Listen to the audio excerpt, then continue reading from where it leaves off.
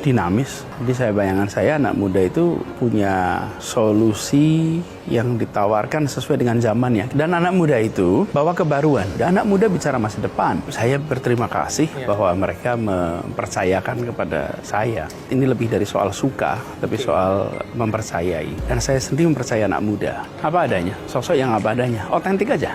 Nggak usah kebanyakan kosmetik. Inilah saya, bukan hanya mengubah percaya diri si satu anak, mengubah percaya diri satu sekolah, satu pulau, bahkan pernah berubah percaya dirinya. Banyak program-program kita dikerjakan dengan anak-anak muda, menggaungkan informasi yang akurat.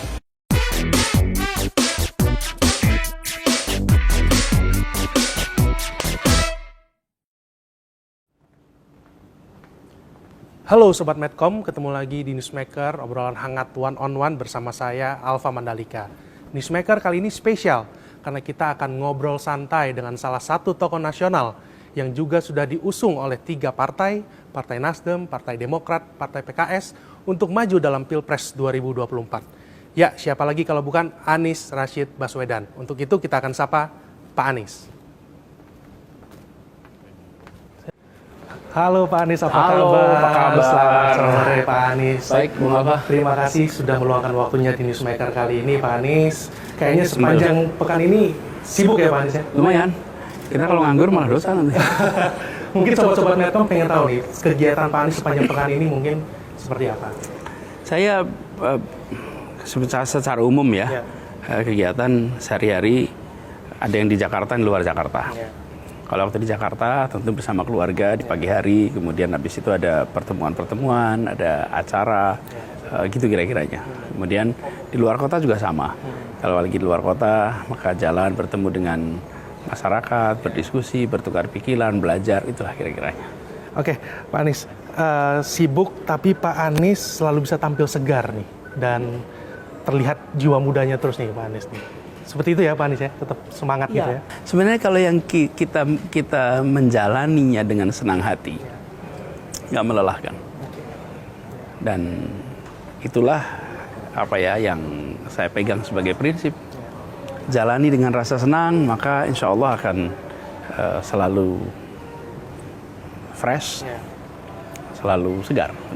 Oke, Pak Anies, bicara soal anak muda, di dalam berbagai survei ini nama Pak Anies ini memang teratas nih Pak, di mata anak-anak muda nih. Nah menurut Pak Anies, apa nih yang kira-kira membuat anak muda menyukai Pak Anies? Saya berterima kasih bahwa mereka mempercayakan kepada saya. Jadi saya melihat ini lebih dari soal suka, tapi soal mempercayai. Dan saya sendiri mempercayai anak muda.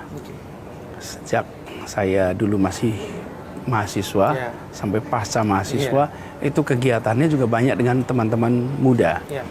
Kalau dulu dengan teman-teman sebaya, kalau sekarang sudah dengan adik usia. Tapi anak-anak muda, ketika 2010 kami memulai sebuah gerakan Indonesia Mengajar, maka yang berangkat adalah anak-anak muda. Kami memanggil anak-anak muda, yuk menjadi pemimpin di ruang-ruang kelas. Yuk menjadi penggerak di desa-desa yang jauh dari ibu kota. Yuk menjadi pendidik. Dan itu anak-anak muda berbondong-bondong. Saya menangkap itu sebagai bukti bahwa anak-anak muda kita peduli dengan masyarakat. Anak-anak muda memilih untuk berbuat, memilih untuk turun tangan langsung, walaupun harus berada di tempat-tempat yang tidak ada sinyal telepon, minim listrik, sulit air bersih. Tapi mereka mau, dan yang mau ikut itu banyak sekali. Nah itu menggambarkan bahwa anak muda kita adalah anak muda yang peduli. Nah saya berinteraksi terus nih dengan teman-teman muda. Disitulah saya merasa bagi saya pribadi ada kedekatan dengan teman-teman muda. Dan bagi teman-teman muda juga barangkali berinteraksi, juga menyaksikan bahwa yang kita kerjakan selama ini adalah memberikan kepercayaan kepada anak muda.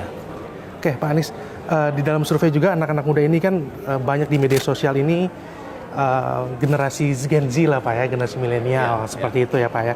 Nah, Pak Anies ini ingin dilihat sosok seperti apa nih oleh generasi-generasi muda ini Pak? Apa adanya. Sosok yang apa adanya, otentik aja. Nggak usah kebanyakan kosmetik. Otentik aja, apa adanya. Inilah saya, inilah pikirannya, inilah rekam jejaknya, inilah yang sudah dikerjakannya, inilah yang menjadi gagasannya.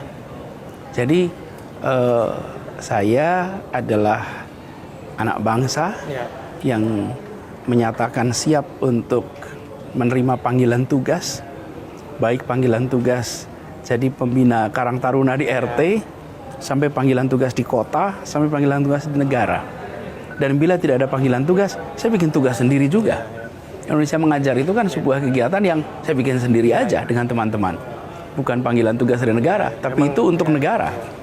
Jadi saya justru ingin kepada anak-anak muda menilai siapapun dengan kenyataan, dengan objektivitas, dan secara lengkap menyangkut dengan rekam jejaknya, pikirannya, apa yang sudah diperbuatnya, untuk membuat kesimpulan tentang seseorang. Oke, Pak Anies, tadi juga Pak Anies sempat menyinggung soal Indonesia Mengajar, di mana banyak anak-anak muda Indonesia yang pergi ke pelosok-pelosok negeri gitu, Pak. Boleh diceritakan kisah-kisah menarik terkait yang Indonesia Mengajar itu, Pak? Wih, banyak sekali. Jadi kalau bercerita tentang kehadiran anak-anak muda di sana itu, kita akan menemukan sebuah koleksi cerita yang luar biasa banyak. Kalau ada 1.000 anak, barangkali satu anak itu punya puluhan ratus cerita, banyak sekali. Tapi saya ingin katakan bahwa peristiwa-peristiwa yang terjadi berkesan bagi masyarakat di kampungnya, maupun berkesan bagi mereka yang ikut di situ. Ada satu contoh misalnya di sebuah daerah, masyarakatnya itu pendidikannya rendah. Lalu punya kesimpulan anak kami bodoh. Jadi ketika datang guru pengajar, terus mau mengajak untuk ikut di dalam lomba, olimpiade, itu dibilang sama orang tua, sama guru, jangan, nanti cuma bikin malu. Seperti itu. Nanti bikin malu kampung kami. Ini ada banyak peristiwa. Ada yang diajak olimpiade sains, ada yang ikut lomba bahasa Inggris, lomba bicara bahasa Inggris. Dan guru kita itu kekeh harus ikut, anak ini potensial. Dan ternyata mereka menang. Dan ketika menang berubah tempat itu.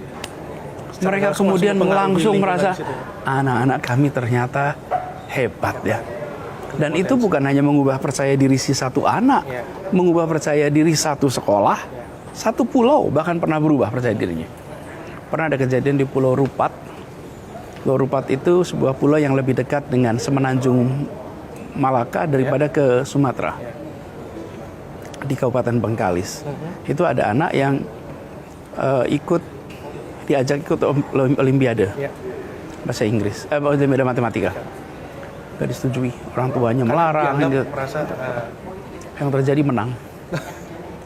Kemudian di Bengkalis menang, masuk final ke provinsi, bahkan sampai berangkat ke nasional, sampai ke Jakarta. Dan ketika sampai ke Jakarta waktu itu, saya kontak teman-teman di Metro TV. Bisa nggak tampil? Dan tampil di situ. Bayangkan anak dari Pulau Rupat, kemudian berhasil. Tahun berikutnya, yang dari Pulau Rupat, yang mau berangkat ikut Olimpiade ini, 52 orang. Setelah kejadian tahun pertama, tahun berikutnya 52 itu yang bisa ikut. Wah, di situ kita kerepotan. Justru malah kenapa? Biasanya di sana nggak ada dermaga, pulaunya nggak ada dermaga. Jadi masih dulu pakai kapal speed. Nah, kalau 52 orang nggak bisa pakai kapal speed kan? Nah, kemudian saya bicara dengan pas ada acara, ketemu dengan Pak Panglima TNI. Waktu itu saya sampaikan, dia dari Angkatan Laut, Pak, kami ada anak-anak yang perlu diangkut, bisa nggak dibantu untuk kapal TNI Angkatan Laut? Dia saya ceritakan, dia jawabnya harus bisa. Terus beliau panggil, waktu itu namanya Komando Armada Barat, siapkan kapal, dikirim. Tahu apa yang terjadi? Ketika harian berangkat, dikirim 2 kapal perang untuk menjemput mereka. Dan satu pulau itu mengantar anak-anaknya. Satu pulau, warga satu pulau. Mengantar kira-kira 75 orang. 52 murid, kemudian 20-an pendampingnya. Dilepas satu pulau. dan kapalnya berada di situ, kemudian sekocinya itu bolak-balik bawa karena kapalnya nggak bisa mendekat ke pantai. Dan warga di sana itu bilang, kami untuk pertama kalinya merasa diakui sebagai Indonesia.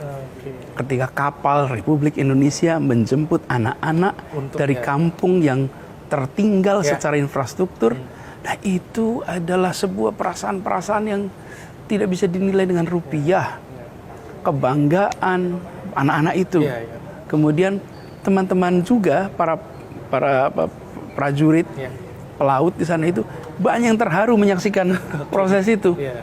Jadi ini adalah peristiwa-peristiwa inspiratif, satu dari ribuan peristiwa. Banyak ceritanya. Tapi saya merasa bersyukur bahwa ada anak-anak muda yang kekeh. Itu guru yang di sana, namanya Arya. Dia seorang sarjana ekonomi, pernah bekerja di Bank Indonesia dan memilih mundur supaya bisa mengikuti program ini. Sekarang dia sedang menyelesaikan PhD di Washington, bidang ekonomi. Ya, kita ini punya luar biasa anak-anak seperti ini. Cerita saya ada banyak sekali, tapi itu yang buat saya bersyukur bahwa Indonesia punya stok pejuang yang sangat banyak. Oke, Pak Anies, mungkin kita lanjut di situ, Pak. Oke, Pak Anies, jelas sekali dari cerita Anda tadi, anak muda memang wajib berperan ya Pak ya, bukan baperan. Dan apapun karya anak muda pasti ditunggu, dan ya karya anak muda itu ya muda memberi arti. Seperti itu ya Pak ya, kurang lebih Pak ya? Ya. Sepakat Pak ya? Ya, dan anak muda itu bawa kebaruan. Oke. Kalau anak muda itu tidak membawa kebaruan, dia nggak muda lagi. Ya. Jadi anak muda emang selalu bawa. Dan ada kacamata baru, perspektif baru, cara melihat hal yang baru. Bung Alfa ingat nggak di Jakarta ada sebuah fenomena Citayam itu, Fashion Week. Coba, yang namanya zebra cross itu udah lama bukan? Sudah lama Pak. Udah lama. Mata anak muda itu bisa mengubah. Bisa jeli gitu. Zebra cross itu berubah menjadi catwalk. Iya. Ya, mungkin sebelumnya nggak pernah terpikirkan. Iya. Dan ketika orang bilang, ya kok cuman gitu aja bisa, ya memang iya. Tapi kenapa dulu nggak kepikir? Anak muda itu bawa perspektif baru, bawa cara pandang baru. Nah disitulah keunggulan, dan tidak ada definisi tua muda. Coba Bung Alfa kalau ditanya, disebut tua itu bila apa? Tua mungkin sudah keriput gitu. Muda? Muda lebih fresh gitu. Jadi kalau misalnya ketemu dengan orang yang tidak keriput, berarti dia muda? Ya secara physically gitu. Sulit mendefinisikannya. Saya pakai definisi sendiri nih. Ya. Bila yang dibicarakan adalah masa lalunya, dia tua. Selalu berbicara masa lalu gitu ya. Bila yang dibahas adalah masa depannya, maka dia muda. Bila seseorang membahas masa depan, maka sesungguhnya dia masih muda. Bila yang dibicarakan tentang dirinya adalah masa depannya, maka dia masih muda. Meskipun secara usia. Ya kenapa? Mau pakai definisi apa? Jadi saya bikin definisi sendiri nih. Jadi kalau ketemu ada orang cerita dulu, ini berarti tanda-tanda udah tua nih. Mau dimulainya dari dulu. Udah tua nih. Tapi kalau bicara besok, kelak, yang akan datang, inilah anak muda. Anak muda bicara masa depan, orang tua bicara masa lalu. Orang tua nulis biografi, anak muda nulis gagasan masa depan. Gitu kira-kiranya. Dan saya rasa anak-anak muda Indonesia hari ini penuh dengan inovasi, kreativitas yang mereka bukan saja berhenti sampai kreasi, tapi sampai inovasi, menjadikan itu sebuah karya. Pak Anies juga, saya beberapa buku yang menulis tentang pemikiran Pak Anies Baswedan soal anak muda sebagai generasi emas nih Pak, pada tahun 2045 saat merayakan 1 abad Republik Indonesia. Nah, seperti apa nih gambaran ideal anak muda di tahun tersebut, Pak Anies? Dinamis. Jadi bayangan saya anak muda itu punya solusi yang ditawarkan sesuai dengan zamannya. Kita belum tahu zaman besok seperti apa. Tapi saya yakin anak-anak muda pasti akan merespon zamannya dengan tepat. Dan saya percaya keluarga-keluarga kita masih terus melahirkan anak-anak muda hebat. Pak Anies, sudah sangat sering kita baca juga statistik bahwa anak muda adalah pemilih mayoritas nih saat pemilu 2024 nanti nih. Nah, sebagai calon presiden dan calon pemimpin bangsa nih Pak Anies, apa yang Pak Anies ingin sampaikan atau ingin bisa buktikan kepada pemilih, kepada generasi muda jika terpilih nanti, Pak Anies? Apa yang ingin disampaikan dijanjikanlah kepada generasi muda jika terpilih? Ruang untuk kreasi, ruang inovasi, dan kesempatan untuk kolaborasi. Kami kerjakan kemarin di Jakarta begitu kok. Di Jakarta itu hampir semua kegiatan kita itu melibatkan generasi baru, generasi muda. Mereka membawa ide, gagasan, solusi yang kemudian kita adopsi di pemerintahan. Jadi anak muda itu instrumental. Banyak program-program kita dikerjakan dengan anak-anak muda. Karena itulah kenapa kita nyebut Jakarta Kota Kolaborasi. Karena isinya kolaborasi sama anak-anak muda semua. Anak muda ini membawa ide-ide kebaruan. Nah, kita bagian menggandakannya. Dan selalu disampaikan kreditnya kepada anak muda itu. Kalau teman-teman jalan di halte-halte bis nanti lihat ada peta transportasi Jakarta yang bikin anak-anak muda itu namanya FDTJ, Forum Diskusi Transportasi Jakarta. Itu anak-anak muda yang memikirkan transportasi. Lalu mereka membuat produk ini. Kami bilang, udah gini, kami akan gandakan ini, kami akan pasang di mana-mana dan kami tulis ini bikinan anak-anak muda FDTJ. Jadi bukan kok kemudian ini bikinan pemerintah, enggak, kemana-mana juga saya bilang itu kayaknya anak muda kok. Jadi anak muda itu akan dapat ruang bukan sebagai rencana, tapi saya sudah lakukan ini selama bertugas di Jakarta. Oke, Pak Anies, Newsmaker ini kan ditayangkan di bulan suci Ramadan. Nah, ini pertanyaan terakhir saya, Pak. Di bulan suci Ramadan ini pesan apa nih yang ingin Pak Anies sampaikan kepada anak muda soal politik yang bermartabat dan memberi arti untuk bangsa Indonesia? Proses politik adalah proses keputusan untuk publik bersama.